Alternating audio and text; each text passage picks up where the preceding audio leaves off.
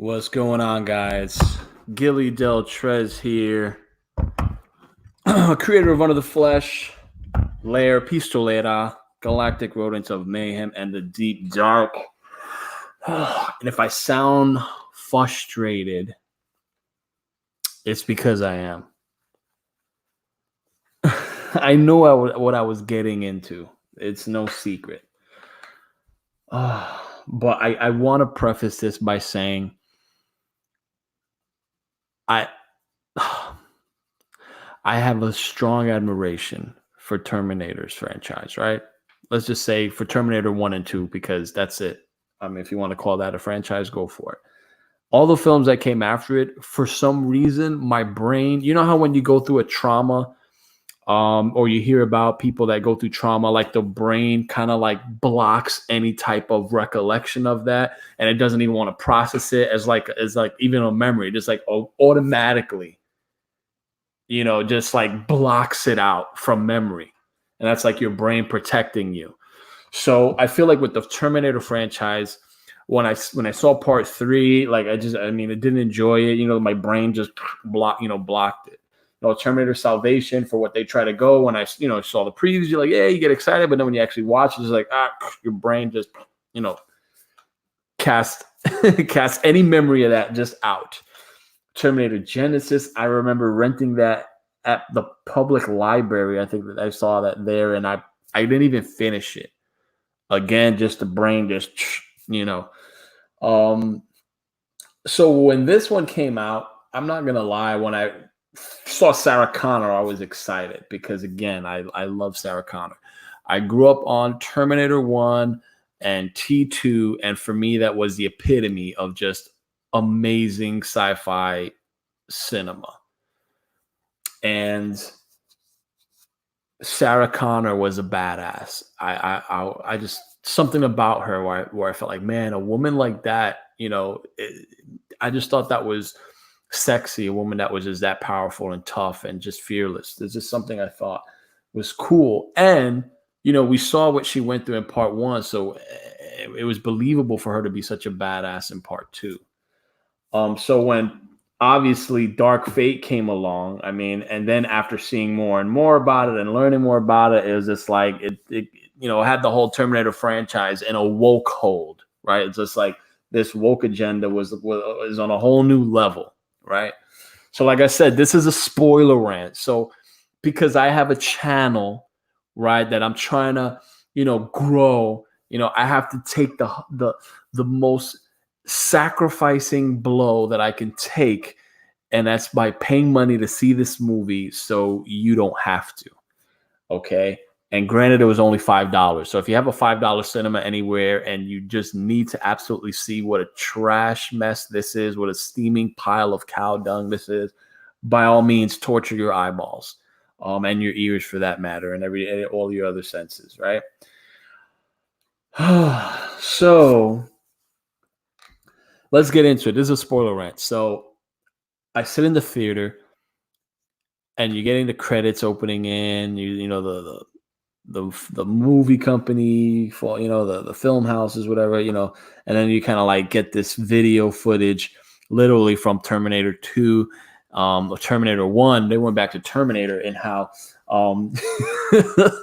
she's explaining, like when she's in the police station and she's just like, you're all gonna die and we're all gonna die. It's like, man, they took it back. Like, I'm not gonna lie, like I had a little chills. I'm like, man, I'm like, okay, I'm like, and they're building it up, and they build it up so nice that literally in the next freaking shot, and you have a digital aging effect where you see young Sarah Connor, and she's in Guatemala, and it just looks nice, it's beautiful, and she's just really out there with her, out there, off the grid in Guatemala, and she's with her son. They're in a bar front, and it's just outside on the beach side, and it's just beautiful. And all of a sudden you see a young Arnold, like it's just menacing, and it reminds you like what was Terminator in the first place, right?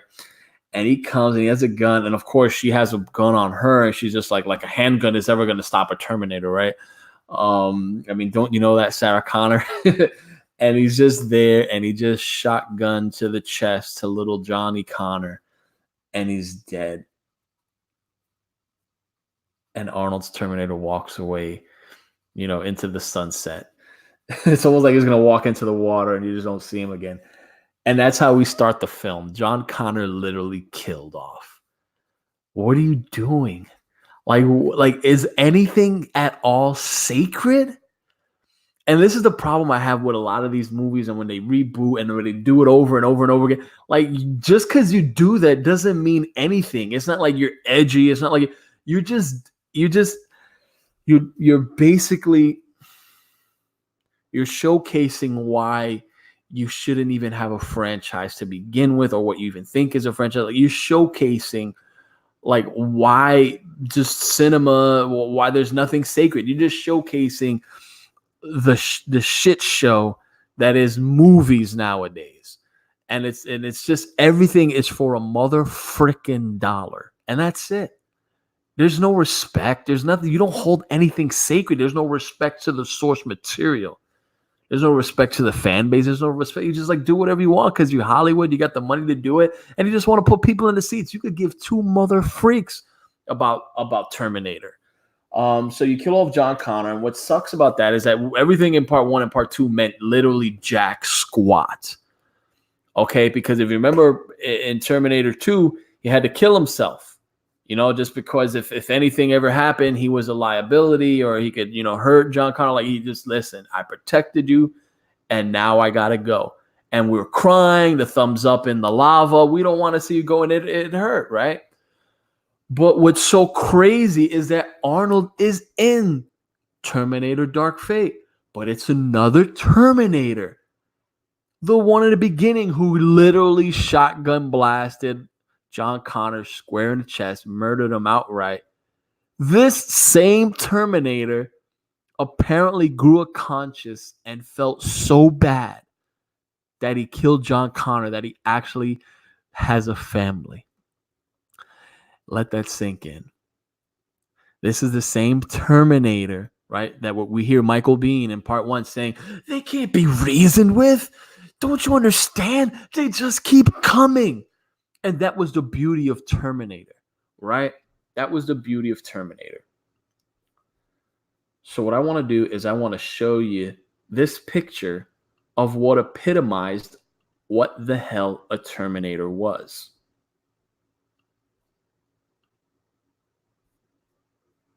This was your Terminator. Terminator 1. Arnold Schwarzenegger with no feelings, with nothing. He just had a mission, and that was to eliminate Sarah Connor by all means necessary.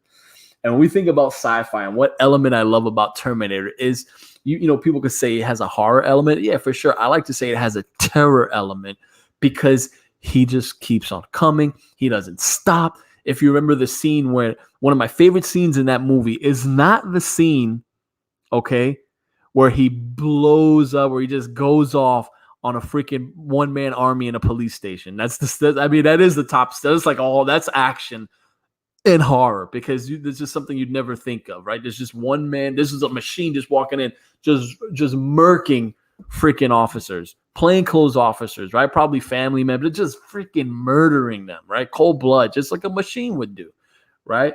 That's not my favorite scene. It's one of my favorite scenes, but one of my other favorite scenes is Michael Biehn, where he's in like this little club, and he wants to protect Sarah. He's like, don't go out because she's in danger. But again, she goes out, and he's there, and he doesn't know where the Terminator is. He doesn't know what. He literally has to wait for the last second where the Terminator is literally gonna pop off on Sarah Connor he made the Terminator right there, and he comes out and just shotgun blast the crap out of the Terminator, blowing him out the freaking window. Like, that was just one of my favorite scenes because it just shows you that humans can freaking kick ass. I don't give a damn. Like, even against a machine, you push us, bro, we will go there. And it was just like, it was a moment where I just love, like, I love Michael Bihn's character. I just love that because, like, we're pretty badass too. It's a human against a freaking machine, for Christ's sakes, right? So, like, I love that scene. And all that is lost. All that essence, that build up, that tension, everything it's been lost. That's why my brain doesn't compute, anything after Terminator 1 and 2. For me, my brain shuts it down and I see Terminator Dark Fate, Dark Hate, what I like to call it, because I just hate it. I see it as it's not even canon. For me, I just see it as like a what if scenario that I sat through. Arnold Schwarzenegger's character in the movie is funny. He does provide some laughs. And the action is decent. And the reason why I say it's decent, because when you think about the Terminator, right, you always have like, he's going to show up. Like you kind of like watching your steps. You think you're safe, but like he always shows up, right? He's always there, right? He just finds a way, right? In Dark Fate, they just put that on like adrenaline. And it's literally, you get away. Hey, we grab a plane. Guess what? Terminator grabs a plane. This new Terminator. Hey, guess what? We got a chopper. Guess what? New Terminator gets a chopper. Hey, guess what? We get here. Hey, it's like overboard. It's just like you just don't even care. It's just like the action is so over the top that you don't even care. You don't need over the top action. The scene that worked so well in Terminator Part 1 was just him blasting through in the police station. That worked well. In the end, in the factory where Sarah Connor ends up killing the first Terminator, like there's scenes that you don't have to go over the top, like you just don't. And Hollywood misses the point. It's just like, okay, we'll just do this, and we'll just crap on whatever legacy, and we'll just throw a lot of CGI, FX, and like people are gonna like it. No, bro, we're not. I mean, it's bombing for a freaking reason, because it's utter trash. It's shit, man. Pardon my damn French. It's freaking shit. Hot shit. Just hot shit. There's no soul.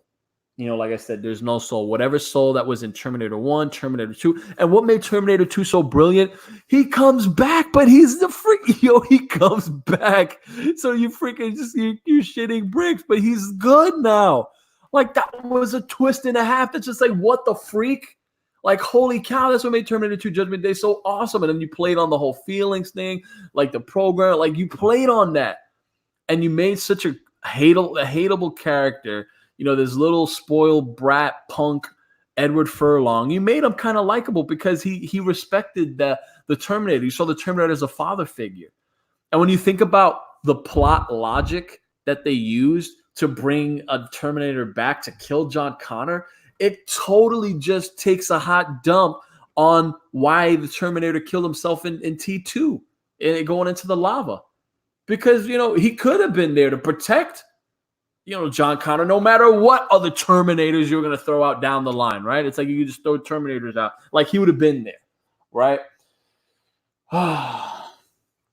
Again, and then when they open all these possibilities, it makes you wonder, why, if you want to really, it's like, because you're going there, so I got to go there. If you really want to kill, John Connor, if you really want to kill this new Mexican chick who's going to be the new John Connor in Terminator Dark Fate, which is just ridiculously just, oh my God, I just feel that I need to throw up on this idea. It's like, if you're going to go there, why don't you just kill John Connor when he's 2 years old? Why don't you kill, this Mexican chick, when she's 2 years old, right? Because guess what? If the Terminator or someone has to protect a mother with a 2-year-old running around, like, it's pretty hard. You got the baby seat, you got a lot of things to take care of. Like, they're pretty fragile. Like, why don't you just do that? I mean, I get you can't kill them when they're a baby. Kill them when they're damn 2 years old. You're freaking Terminators anyway, right? Because you're opening up that door. So guess what? It's just like, because it's so ridiculous, because this is a poor excuse for a franchise. Like, we have to go there, right? And if you guys want to know how much I love Terminator, I'm just going to give you an example right here. My default ringtone, okay? Default ringtone, meaning like if you just call me and I don't know who you are, this is my default ringtone.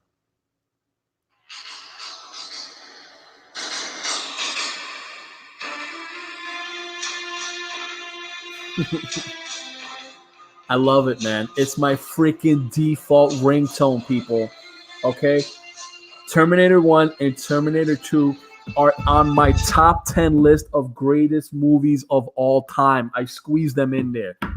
That's how much I love them, right? That anything else just doesn't exist. That I sat through this movie, so you guys don't waste your money on it. Please don't. Rent it in Redbox for $1 or $2. If you need to see it, wait for your local public library. If you don't have a public library card, get one just to watch this trash movie, and that's it. Don't give them any money because it's just disgusting. The audacity that they go through to, like, Hollywood got the balls on them to do this, right? Like, do you not know that we have fans that exist here? What they're doing is they're shooting themselves in the foot. The legacy, Terminator now got feelings. It's just ridiculous. And we're not even going with, I didn't even get to the woke part of this crap, right? It's like they get you in a woke cult. Why? Because, again, the opening of the movie, right? Who's it? Mackenzie Davis or something like that. I don't know nothing about her. I never heard about her.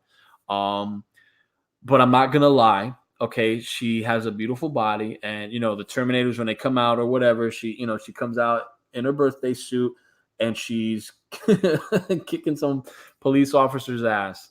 And it's a cool scene because it has that Terminator feel to it.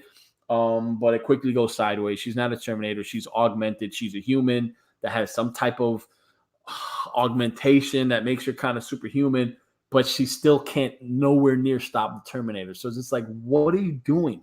Like in Terminator 2, you have the Terminator stopping an advanced prototype of the T-1000, right? We get that. But like here, you just got a superhuman that's kind of like not even that super.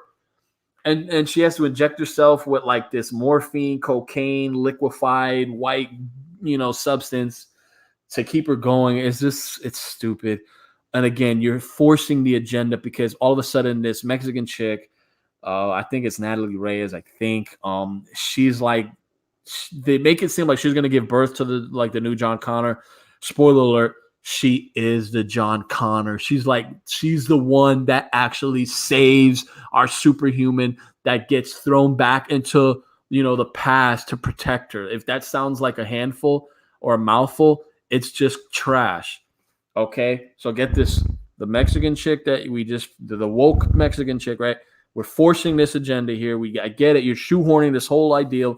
It's in Mexico. There's border patrol issues. There's a border. It's just this immigration thing being forced in here. If you want to make a Mexican character, you could do a whole nother different storyline with like another Terminator, like trying to go for her because let's say, I don't know, she's just another person that maybe she's a political figure. Maybe she's just something just something. But no, she's just a Maria Sue. A Maria Sue. That's what she is. And not a Mary Sue, a Maria Sue. That's just what she is. Because there's no justifying how she becomes, supposedly in the future, she becomes the ultimate badass. She creates militias, that creates armies, that creates the resistance. It's just like, come on, man. It's the Mary Sue syndrome. Okay? And more of this Mary Sue syndrome. Apparently, she just doesn't want to run anymore. She wants to fight. Okay, great. You want to fight. And she's in Arnold's, who's now called Carl, the Terminator with feelings, who has his cabin in the woods in Texas with his Mexican family. And they want to train her. And in Rocky 4, you know what I'm saying? You had a montage in the Rocky movies. You had like a 3-minute montage that just showed the training was just there. It went there. What do we got here? She goes to shooting a handgun and she can't hit the back end of a freaking barn. Okay? To Sarah Connor telling her, let's try again. With a bigger gun that she can't even handle. Okay? And she whispers in her ear, a Terminator just killed your family. Pa, pa, pa, pa. Just she couldn't miss a shot after that. This is what some people like to say movie magic. This is what I call a big mother freaking plot hole that just doesn't make sense. The plot to this, the script to this is Swiss cheese. It's just trash. Okay? And it's just like, really? You couldn't even, it's just like, I can't even go on. This movie is a disgrace to anything Terminator. I mean, Arnold, he's always fun to watch, but again, it's just like we've seen that already. This thing needs to die. It needs to stay dead. And if you want to do any kind of fan service, rewatch Terminator 1, rewatch Terminator 2, and that's it. I didn't give a chance to anything else. I did watch them, but that's me giving a chance. I didn't give it a chance like to try to enjoy it. It's just like I'm watching it. And when I'm watching it, even when I sat in the theater to watch Terminator 3, it was like, it just didn't do it for me. You know, I wanted to enjoy Terminator Salvation with Christian Bale. It's just, it just didn't do it for me. You know, a John Connor in the future, it sounds good. It just didn't do it for me. Terminator Genesis, he put the chick from Game of Thrones in there. Guess what? Didn't do nothing for me. I couldn't even finish the movie. I couldn't watch it. The Sarah Connor Chronicles, maybe that was okay. I wanted to try it, but it's just like, it didn't do it for me. Even back then when it came out, I saw it one time in FYE on Blu-ray, like used for like $10 or something. The whole thing, I didn't even buy it. And that was decent. Some people say it was decent. I just couldn't do it for me. I only know one Sarah Connor. And it was okay to see her at 60-something years old. But again, it's just silly. What could I say? Just don't watch this movie. Because you're going to be disappointed. It's not even worth the kicks, you know? The Terminator that really matters, the Terminator that I care about is literally, you know, Terminator 1 and Terminator 2. Anything else, just my brain just blocks it out of memory. With good reason. This is as iconic as it gets. Right? We have Arnold Schwarzenegger, the Terminator, who just haunted the hell out of Linda Hamilton, out of Sarah Connor.